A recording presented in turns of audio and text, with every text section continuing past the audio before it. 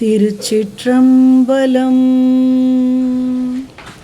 முத்தண்ண வெண்ணகையாய் முன் வந்தெதிரெழுந்தென், முத்தண்ண வெண்ணகையாய் முன் வந்தெதிரெழுந்தென், அத்தன் ஆனந்தன் அமுதன் என்றள்ளூரி தித்திக்க பேசுவாய் வந்துன் கடை தீரவாய், தித்திக்க பேசுவாய் வந்துன் கடை தீரவாய், பத்துடையீரீசன் பழடியீர் பாங்குடையீர், பத்துடையீரீசன் பழடியீர் பாங்குடையீர், புத்தடியோம் புண்மை தீர்த்தாட்கொண்டார் பொல்லாதோ, எத்தோ நின் அன்புடைமை எல்லோம் அறியோமோ, சித்தமழகியார்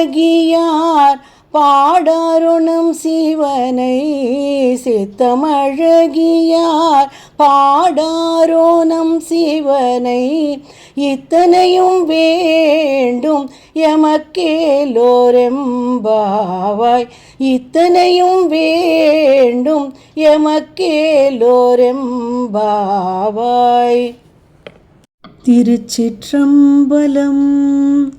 தென்னாடுடைய சிவனே போற்றி, எந்நாட்டவர்க்கும் இறைவா போற்றி. அனைவருக்கும் அன்பு வணக்கங்கள். வீதியில் சிவனின் நாமத்தை பாடிக்கொண்டு வீடு வீடாய் தோழிகளை அழைத்து சேர்த்து கொண்டு நீர்நிலையை நோக்கி பெண்கள் செல்கின்றனர். அப்படி செல்கையில் உறக்கத்தில் இருக்கும் பெண்களை எழுப்பி தங்களுடன் சேர்த்து கொள்கின்றனர்.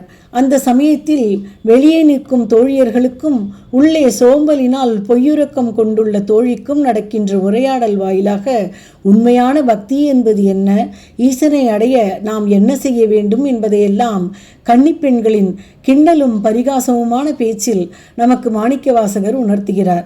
இந்த மூன்றாவது பாடலிலும் அது போன்ற ஒரு சுவாரஸ்யமான உரையாடல் வெளியே உள்ள தோழியருக்கும் உள்ளே படுத்திருப்பவளுக்கும் நடக்கிறது.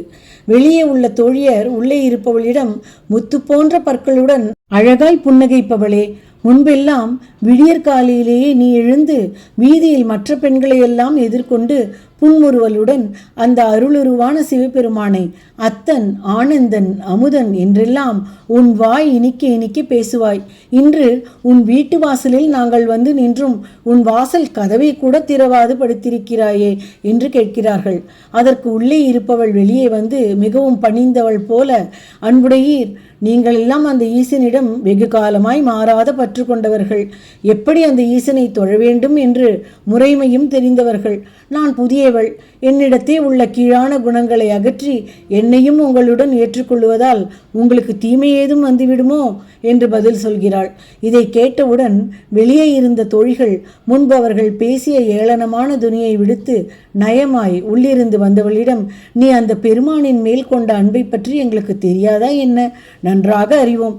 தூய்மையான மனமுடையவர் அனைவரும் இந்த வைகறை பொழுதில் அந்த சிவனிடம் காதலாகி கசிந்து உருகி கண்ணீர் மல்க பாடுவது இயல்பல்லவா?